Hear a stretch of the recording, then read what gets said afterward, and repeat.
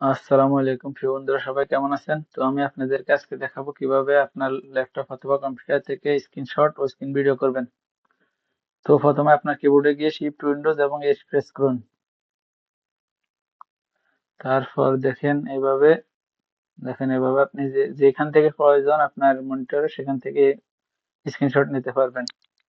দেখেন এভাবে মাউস দিয়ে টেনে ধরে আপনি জায়গা সিলেক্ট করবেন, তারপরে অটোমেটিক স্ক্রিনশট হয়ে যাবে।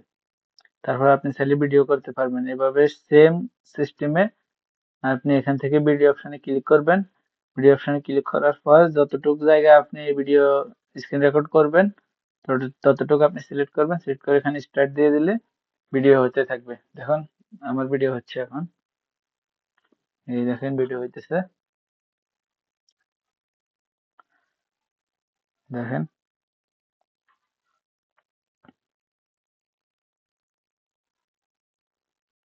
দেখছেন? এই এখন ভিডিওটা আমি চালু করে দেখাবো আপনাদেরকে। এই দেখেন এই ভিডিওটা হয়েছে। দেখেন